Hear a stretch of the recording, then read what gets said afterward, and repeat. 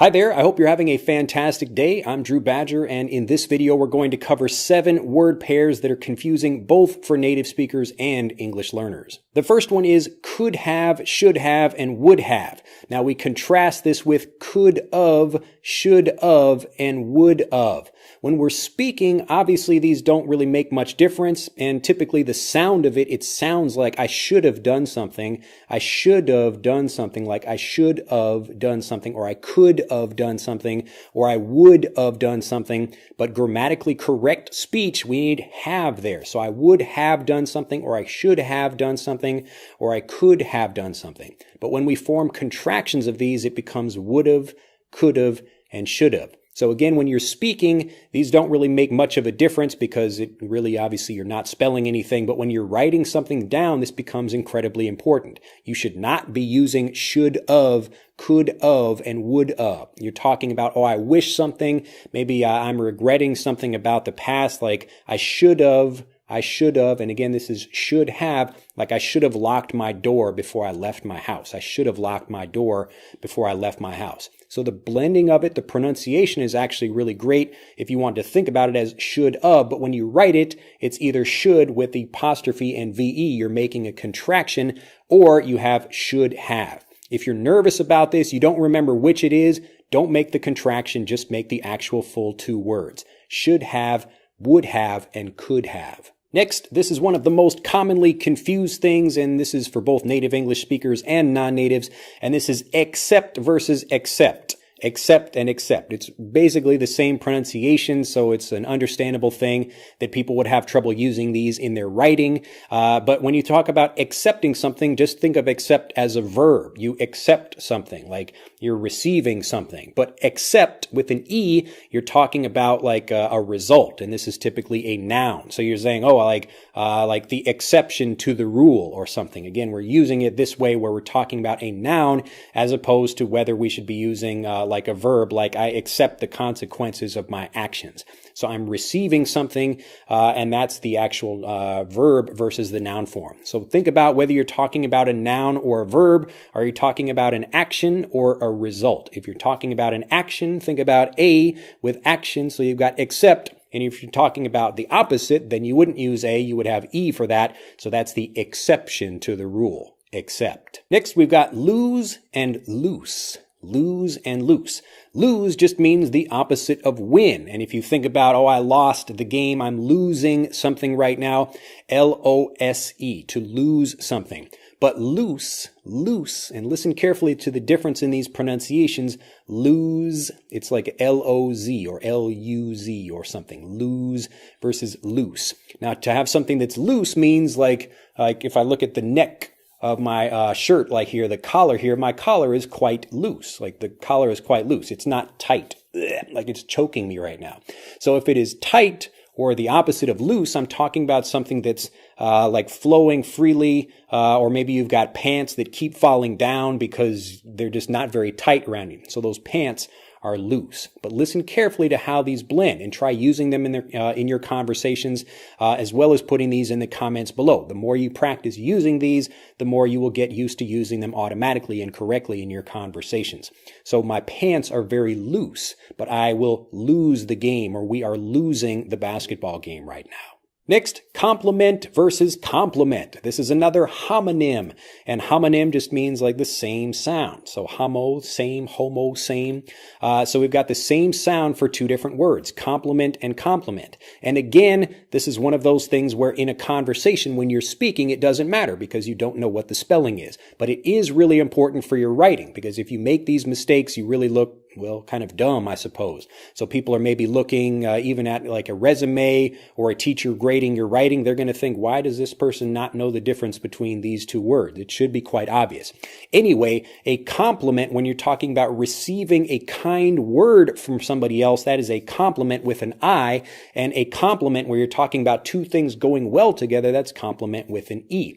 So compliment, if you think about just a good way to remember this, you're complimenting, or someone is complimenting you, like I am receiving a compliment. So we've got the compliment in I. The I letter is in that, so it's a compliment for I, or a compliment for me. So this is a great way to remember that. So when you're writing this, think about it. Is someone saying something nice about about myself? And this is a compliment, where if you're talking about two things going well, these two dishes for our meal complement each other. So this is where you would use the E. Compliment. Compliment. Next is another pair of words that's really confusing. Both of these words are correct, but they're often just misused in conversations. And these are less and fewer. Less and fewer. Now, people will often talk about less and fewer when they're talking about maybe the amount of something, but one is used for the amount of something where you can't count it, and the other is used for counting the amount of something where you actually have an individual thing or individual things you can count. Now we're talking about, let's say if you're at the grocery store and you see the sign that says 10 items or less. The sign actually should say 10 items or fewer. Now, typically the reason people don't use this in conversations is because people just want to express themselves more quickly, and it's easier to say 10 items or less, 10 items or less, than it is to say 10 items or fewer. It just has kind of maybe a more awkward way of pronouncing it, and people actually get the sense for less being correct in that way. But when you're talking about less, like less information, this is something that you can't count. So I have less money than I had yesterday, but I have fewer dollars in my pocket. So if you're talking about the amount of something, like you can lower your hand like this, but you can't count it exactly, you got less and less space in your hands. But if this way you're talking about the amount of something, you've got fewer and fewer and fewer, you're talking about the actual number of something like that. So to remember it nice and easily, if you think about fewer, you've got the ER at the end of that for number. So fewer, you got numbers for that, so you can actually remember it more easily that way. And again, this is really important for writing, but in your conversations as well. If you can use it correctly, it'll certainly help you and make you look more intelligent, or at least maybe not look dumb like we sometimes do when we express things in an incorrect way. Anyway, so if you're talking about less than something, we're talking about the amount of something, but fewer than something, we've got that ER for number, we can count that thing. So you should have fewer items in your shopping cart instead of less items. Next, we've got amused and bemused. Amused and bemused. Both of these are a little bit more advanced, and you might not hear them as often in conversations or see them as often in writing, but they will appear. When you are amused by something, it's funny to you. It's interesting. I'm like amused by that clown that's dancing and doing something. Maybe I've got like something stuck on my face right now, and that's amusing to you. But when you are bemused by something, this means maybe you're confused by something. So you're actually like, I don't really know what to do. I'm dealing with a problem over here that's bemusing. It's troubling for me or confusing for me in some way. So when you think about be something, like be, like become, or bemused, you're talking about like being in a position of something. So you're bemused, you're in a position of like amusement or like kind of confusion in some way. But amused, you're just talking about having something that's funny or interesting for you. And the final tricky pair that we'll talk about is disinterested versus uninterested. Disinterested versus uninterested. Now, the key to understanding these really is in the prefix, and this is the little bit of the word at the beginning. We've got dis and un. So disinterested and uninterested. They sound like basically they're the same word, but the meanings are actually quite different. If you think about just being interested in something, like, wow, I'm like focused on something. Hopefully you're interested in this lesson. If you are not, then I guess I'm doing a bad job. But if you are interested in the lesson, it means you're focusing and you're giving me your attention. But if you're uninterested, that would be the opposite. So maybe you're just like, oh, look, there goes a bird, and I'm watching something, like you're not paying any attention to this lesson at all. So it is not interesting you.